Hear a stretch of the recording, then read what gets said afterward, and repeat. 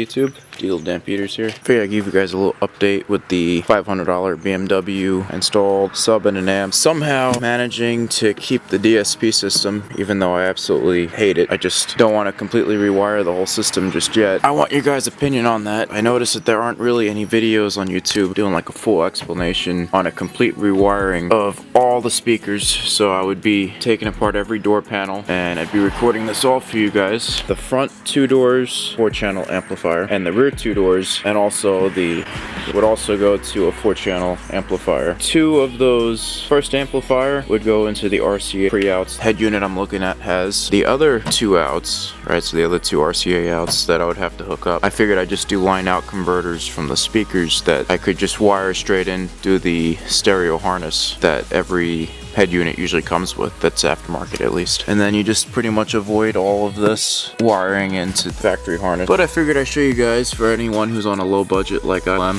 how to wire in line out converter. I usually try to hook up the amplifier and all that first.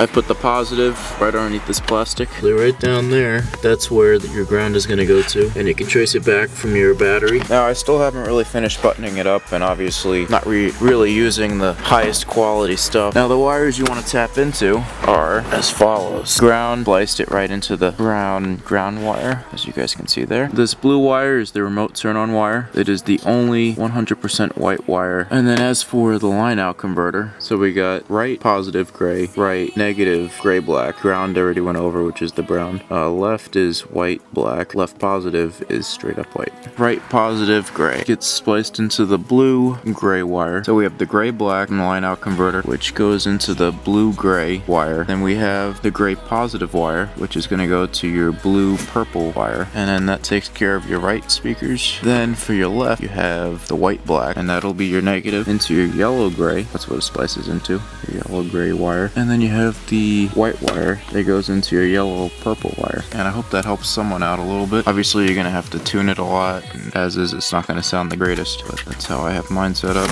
Alright YouTube, and there you go. It's a little budget setup, pretty much all held in. I don't think that would go anywhere too far, at least. Yes, I know this looks pretty ghetto, but this is a budget daily car, and it's not supposed to be perfect, so the fact that it even has something like this is a pretty big privilege. If you guys have any questions, feel free to ask them in the comments or message me. Diesel Dan Peters, signing out.